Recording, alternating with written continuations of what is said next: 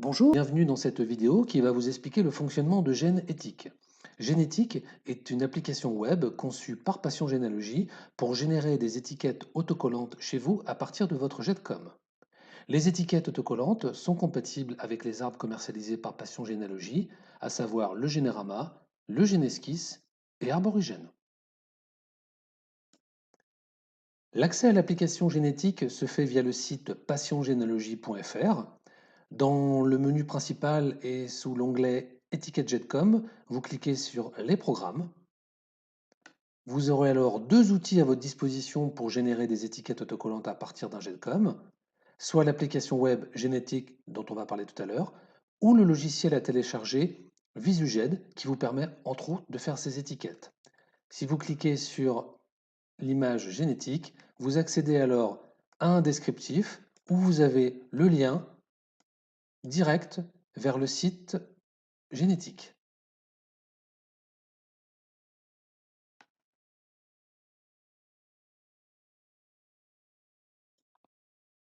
Nous voici sur la page d'accueil de génétique avec une page très épurée puisqu'elle ne comporte que deux boutons, celui de l'import de votre fichier JETCOM et si vous êtes concerné, l'import du fichier image. En bas de page, quelques précisions d'ordre déontologique et relatives au fonctionnement du site, à savoir que Passion Généalogie et son programme génétique ne conservent aucune de vos données, ni le JETCOM, ni les photos. Ces données sont détruites dès que vous avez généré le PDF et vous quittez la page concernée. Si vous revenez sur cette page, vous ne retrouverez aucune information puisque rien n'est sauvegardé et il vous faudra réimporter votre JETCOM.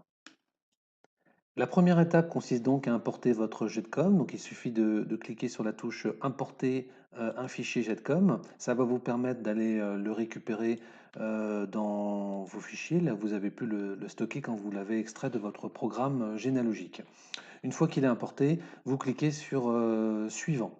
Alors il faut savoir qu'en fonction de la taille de votre JETCOM, le traitement est plus ou moins long. Vous avez ici une information comme quoi le traitement est en cours. Si votre fichier est trop gros, ça peut ne pas fonctionner ou mettre un certain temps.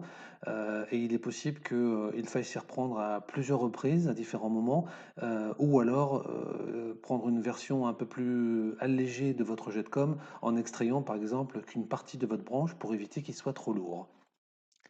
L'étape suivante consiste à choisir le format des étiquettes et la personne qui va être la référence sur votre arbre.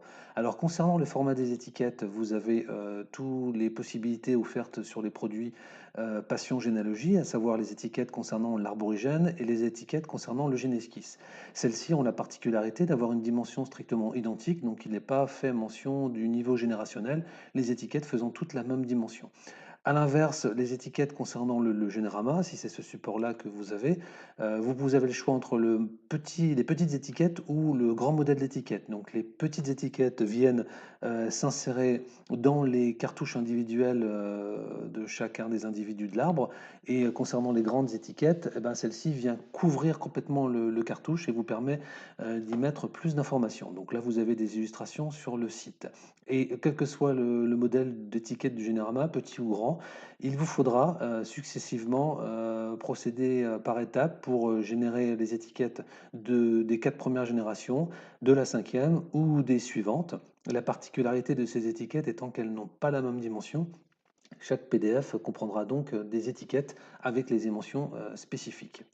Une fois que vous avez donc choisi le modèle d'étiquette, il vous faudra choisir ensuite la personne de référence, le QGIS ou le probant. Donc là, vous cliquez sur le menu, vous avez l'ensemble des individus saisis dans votre JETCOM, classés par ordre alphabétique au niveau du nom. Donc pour aller plus vite, vous pouvez simplement choisir, taper les premières lettres et avoir la liste correspondant à ces premières lettres.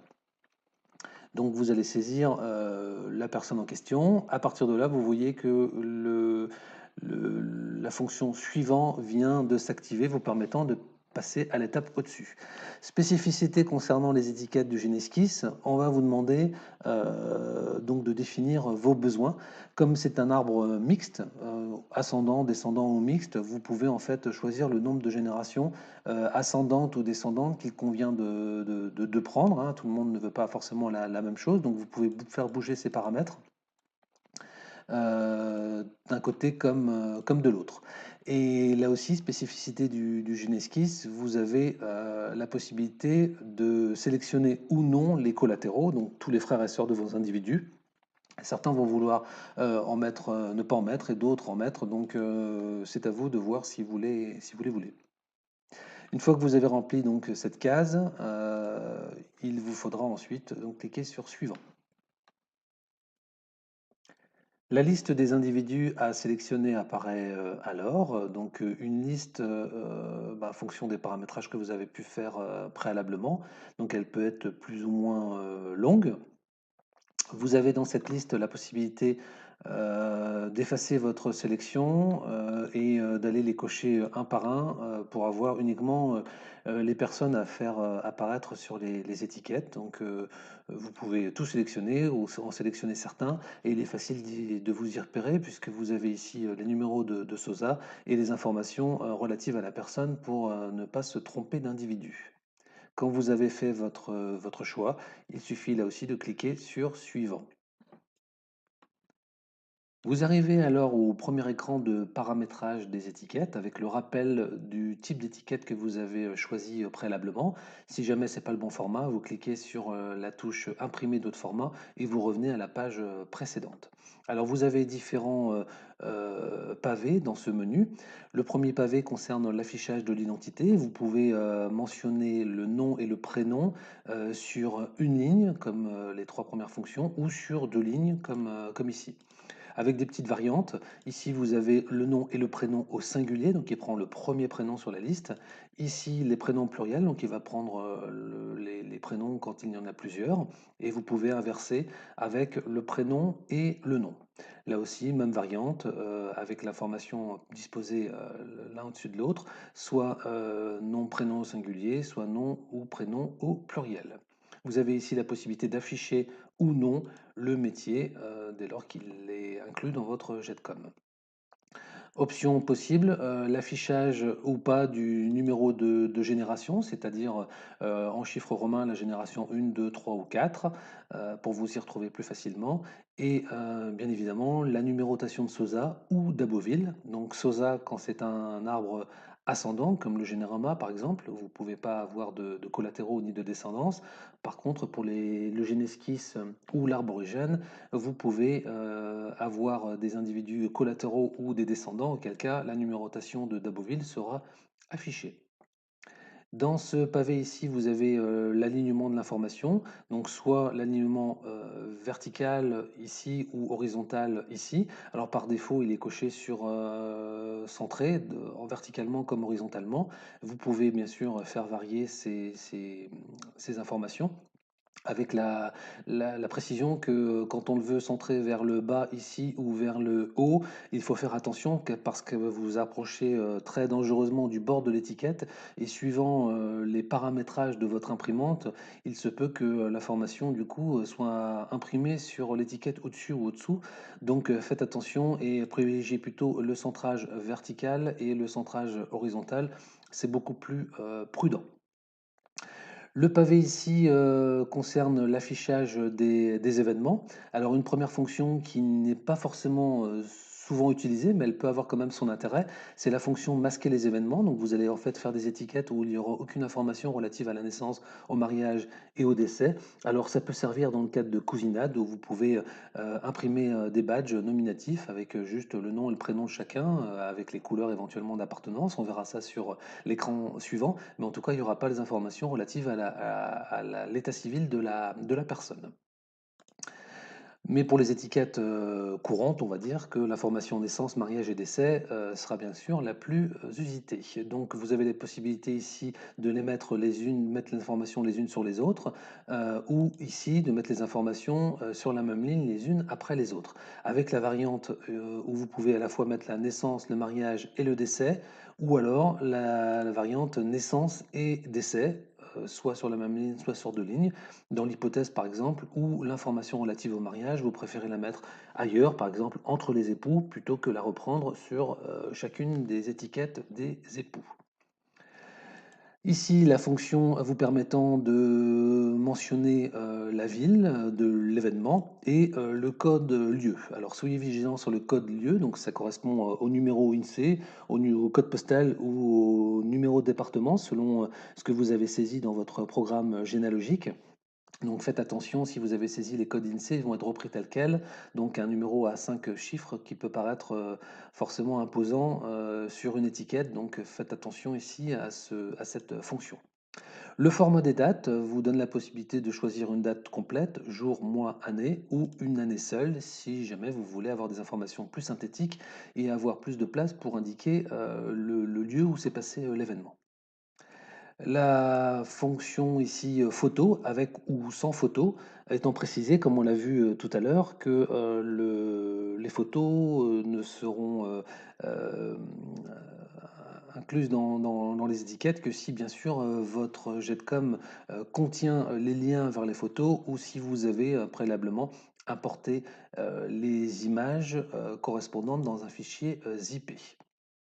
Ici, vous avez la fonction LinVid qui vous permet en fait de disposer les informations harmonieusement, même quand une information est manquante.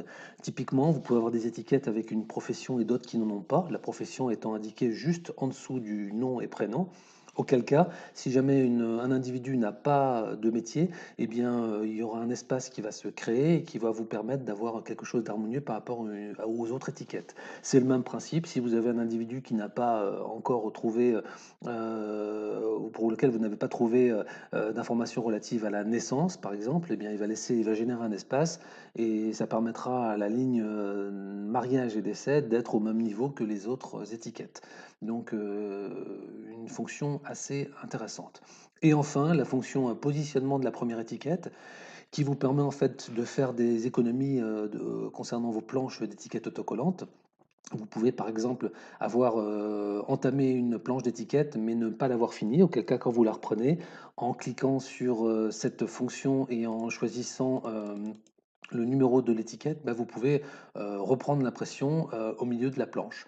Donc la numérotation de l'étiquette se fait toujours de la première en haut à gauche et la dernière en bas à droite. Et chaque étiquette donc est numérotée et vous pouvez vous positionner précisément sur la bonne étiquette à partir de laquelle il faut imprimer. Sachant que le programme, c'est en fonction de la dimension des étiquettes où cela va tomber. Enfin, le bouton visualisateur activé vous permet en fait de générer un exemple des paramétrages que vous avez fait ici. Donc il y a une petite fenêtre qui va venir se présenter à vous et qui va vous permettre de voir un petit peu à quoi ressemblent vos étiquettes et la mise en page que vous avez pu faire. Donc c'est un premier jet puisque vous avez d'autres paramétrages sur l'écran qui suit. Donc ça vous permet ici de prévisualiser l'information. Alors petite précision, en fonction des navigateurs, cette fonction visualisateur peut ne pas marcher, notamment avec Firefox, mais ça ne pose pas de problème. Si vous avez Chrome, Edge ou d'autres lecteurs, vous verrez ce préaffichage. Voilà. Quand vous avez les informations, quand vous avez saisi toutes vos données et que vous êtes satisfait de la présentation, vous pouvez ensuite aller paramétrer d'autres informations sur la page suivante.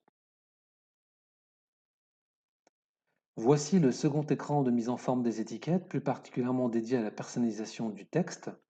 Trois champs sont personnalisables, le nom et prénom, le métier ou les événements.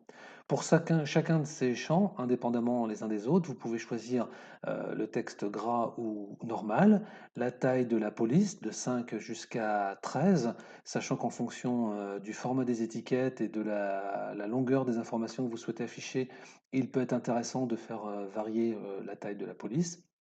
Et enfin, le type de police à choisir. Donc vous n'avez pas ici toutes les polices possibles, mais une sélection de polices notamment pour leur caractère de compacité et de lisibilité, avec des polices plus ou moins traditionnelles ou plus ou moins modernes. Vous avez ici quelques détails sur cette ligne écriture police autorisée.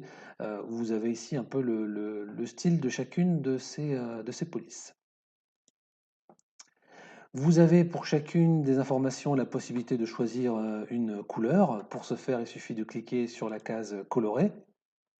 Là, vous avez ici une première sélection du type de couleur que vous souhaitez.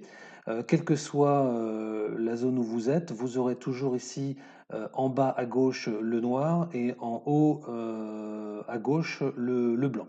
Donc il vous suffit, quand vous avez choisi le type de coloris, d'aller bouger le curseur sur la couleur qui vous correspond. Par exemple, si vous voulez quelque chose d'un peu marron comme couleur, vous descendez un peu vers le rouge et vous le bougez.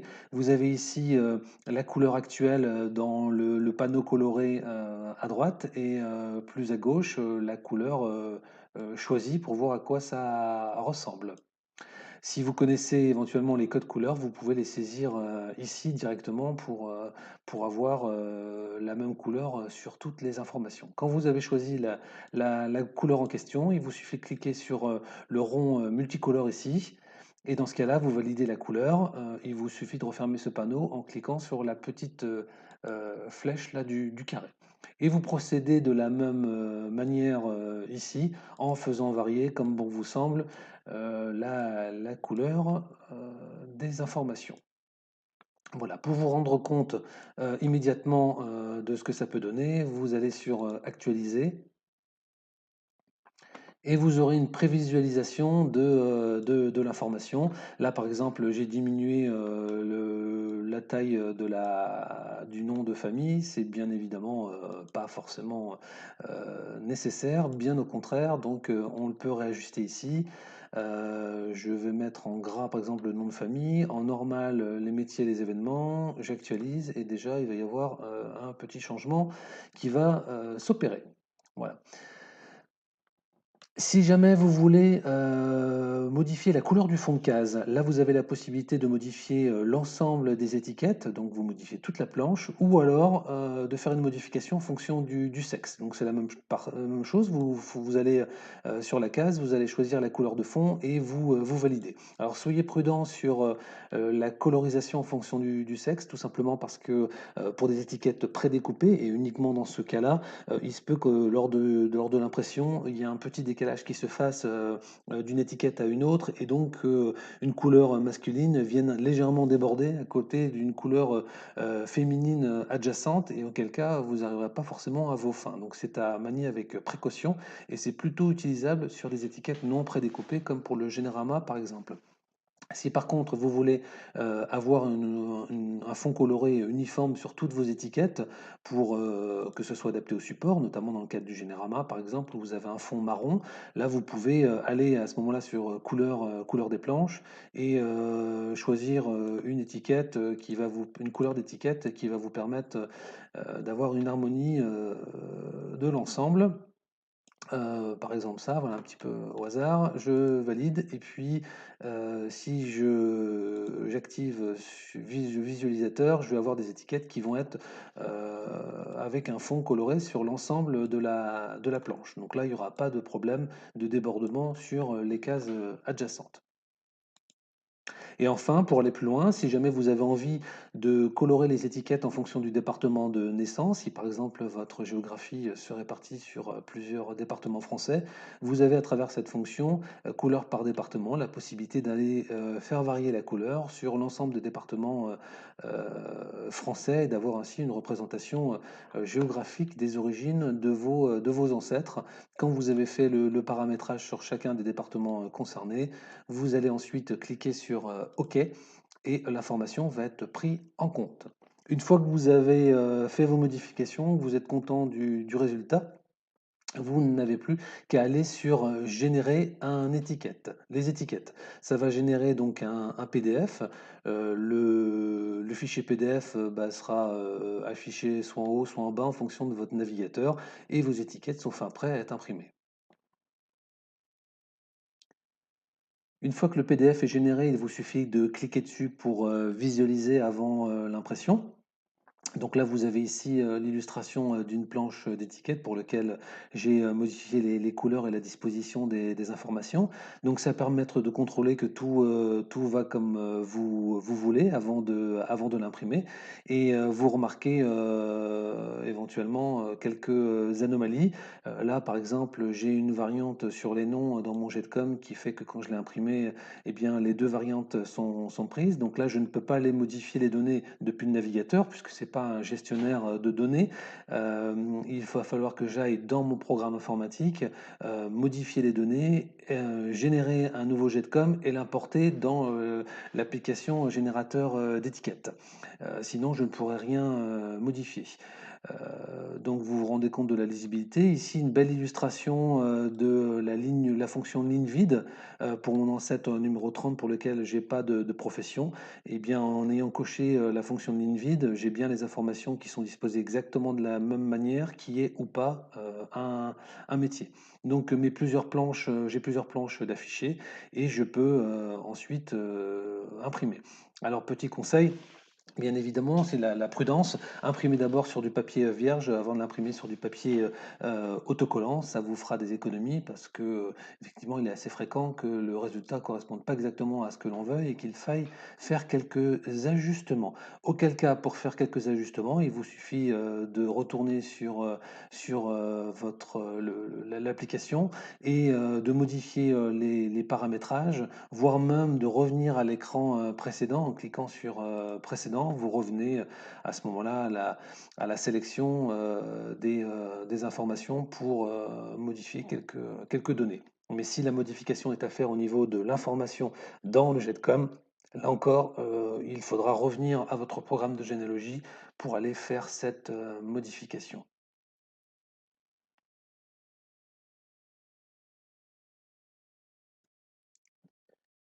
Les écrans de mise en forme des étiquettes sont comparables, quel que soit le modèle d'étiquette, entre l'Arborigène, le Genesys ou le Générama. À la différence que, en ce qui concerne l'Arborigène et le Générama, il va falloir procéder par étapes successives pour faire les étiquettes. Ainsi, pour le Générama, il va falloir générer un PDF pour les générations 1 à 4, puis générer un nouveau PDF pour la génération 5 et ainsi de suite. Sachant que la personnalisation que vous avez fait concernant la police et la disposition des informations est mémorisée d'une fois sur l'autre, donc vous n'avez pas tout à reprendre. En ce qui concerne l'arborigène, c'est légèrement différent il n'y a pas plusieurs formats d'étiquettes, mais par contre plusieurs déclinaisons qui nécessitent en fait de procéder successivement à plusieurs étapes. Ainsi, vous allez générer trois PDF. Le premier concernant l'ascendance et la descendance du Ducujus, le second concernant la descendance des parents du Decujus et le troisième PDF concernant la descendance des grands-parents du Cujus. Donc trois PDF différents, même si le format des étiquettes est strictement identique, sachant que chaque fois que vous changez de déclinaison, le paramétrage concernant la disposition des informations et l'affichage est mémorisé pour vous faciliter quand même la tâche.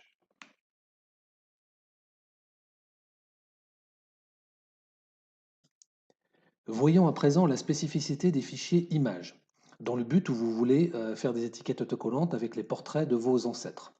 Deux cas de figure. Soit vous utilisez un programme en ligne de généalogie, soit vous utilisez un logiciel de généalogie.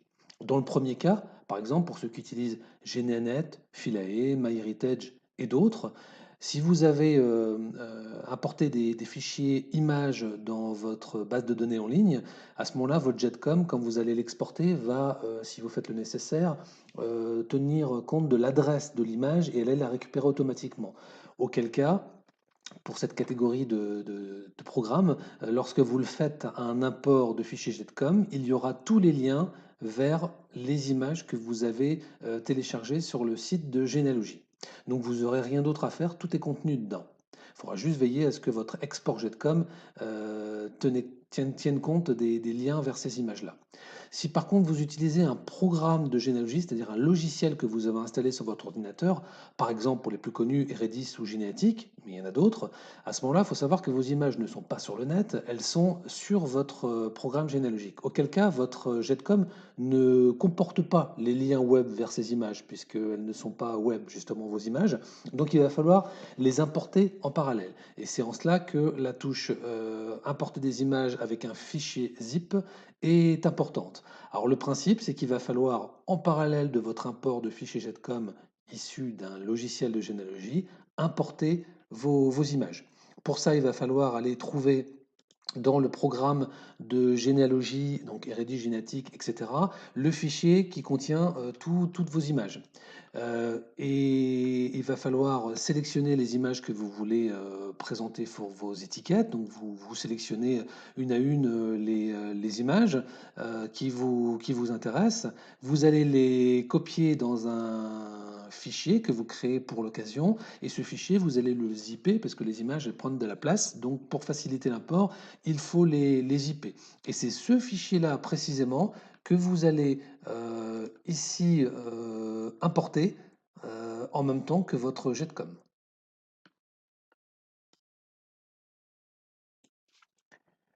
Dernière précision, comme indiqué tout à l'heure en début de vidéo, si vous cliquez sur la touche annuler ou si vous fermez votre fenêtre ou votre navigateur, sachez que les informations ne seront pas mémorisées, donc il vous faudra refaire vos paramétrages et réimporter votre Getcom pour la simple et bonne raison, comme indiqué tout à l'heure, que nous ne mémorisons aucune donnée, donc à partir du moment où vous quittez l'applicatif, eh bien, il faudra reprendre tout à zéro. Voilà, j'espère que cette vidéo vous aura été utile et qu'elle vous permettra de faire de jolies étiquettes pour votre bel arbre généalogique.